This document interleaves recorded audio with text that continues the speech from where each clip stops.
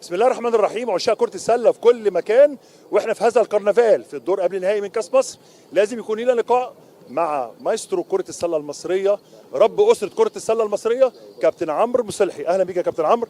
كابتن عمرو مصلحي رئيس الاتحاد المصري لكرة السلة. كبير قوي عليا الدخله دي قوي يعني قوي.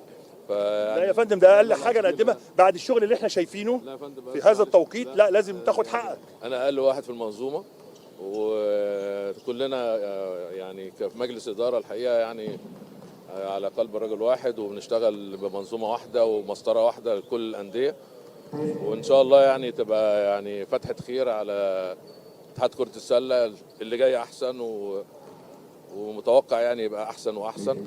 احنا كل شويه بنغير وبنعدل وبنجهز للمسابقات السنين اللي جايه. يعني احنا دورتنا يعني 4 سنين إن شاء الله. احنا استلمنا المسابقه وهي جاهزه، يعني مستلمينها، والدوري جاهز والمسابقات كلها جاهزه. ما قدرناش نعدل فيها. لا بس حصل تعديل في الناشئين في بطولة الجمهورية، بس بصراحة كان تعديل مفيد جدا للأندية. كويس، بس برضو بعض الانديه بتشتكي طبعا ان هو يبقى في عندهم امتحانات وعندهم اي جيهات وكده، فيعني بنحاول على قدر الامكان ان احنا نعدل شويه بحيث ان هم يعني كله. احنا طبعا اهم حاجه عندنا اللاعب وطبعا ومستقبله، ف بندور طبعا على راحه اللاعبين، وان شاء الله يعني نكلل مجهودنا بالنجاح ان شاء الله باذن الله. هو كان في طلب، رسالة جات لنا من ناشئين كل الفرق، نفسنا نحضر المباريات من الملعب، يبقى في حتى احنا مسجلين في الاتحاد، يبقى لينا اي دي نيجي نحضر المباريات. احنا مش جمهور، احنا لعيبه عايزين نستمتع باللقاءات دي. احنا ما عندناش مشاكل طبعا، بالنسبه لنا احنا ما عندناش مشاكل، بس احنا في ساعه بالنسبه للامن. طبعا احنا بناخد موافقه الامن الاول ان احنا يبقى في جمهور، فبالتالي بيدينا يعني عدد معين، فاحنا ما نقدرش نتعدى العدد المعين ده. كل نادي بيبقى محتاج ان هو يجيب جمهوره، محتاج يجيب اولياء امور اللاعبين، فبالتالي مش هقدر ان انا اعدي الكميه دي.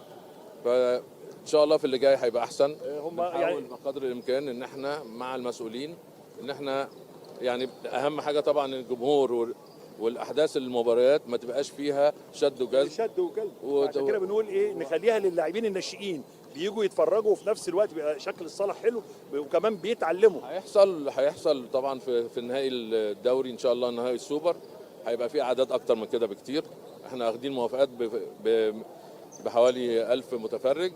ان شاء الله يعني ممكن نزودهم شويه، هنقعد مع المسؤولين وهنقعد مع الجهات، وان شاء الله نحقق المراد ونحقق ان الناس تبقى تتفرج، ونرجع الباسكت بول ونرجع المشاهدين يملوا صالات الملاعب كلها باذن الله.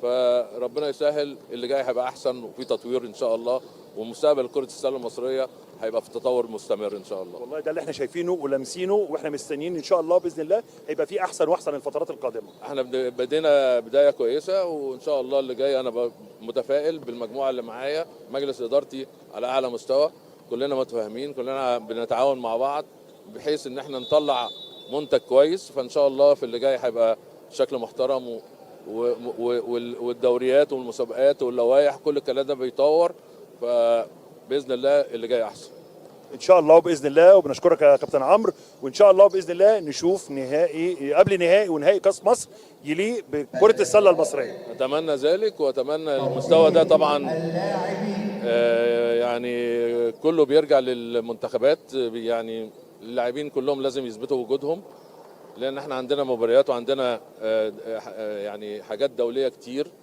فاتمنى المستويات تعلى ومستوى اللاعبين يبقى على قد مسؤوليه الماتشات كلها، بحيث ان احنا طبعا عندنا الجهاز الفني طبعا بيشاهد كل المباريات، وان شاء الله باذن الله يعني يبقى انتقاء اللاعبين يبقى على مستوى عالي ان شاء الله باذن الله. انا بقى في شكر خاص لسيادتك ان انت اتحت لنا عمل استوديو تحليلي زي الدوريات الكبرى، عشان نقدر نبين احنا قوتنا فين وبنعمل ايه، والفتره الجايه احسن ان شاء الله. بده انا بشكرك على اتاحت لنا الفرصه في عمل استوديو تحليلي للمباريات اللي هو قبل النهائي والنهائي. لازم نبقى المنظومه كلها تبقى يعني متكامله، عشان احنا مش اقل من الباقيين. فان شاء الله يعني انا بقول لك احنا في حته تانية وهنبقى في حته احسن ان شاء الله. ان شاء الله باذن الله. وشكرا ليك يا كابتن عمرو، شكرا لحضرتك، شكرا.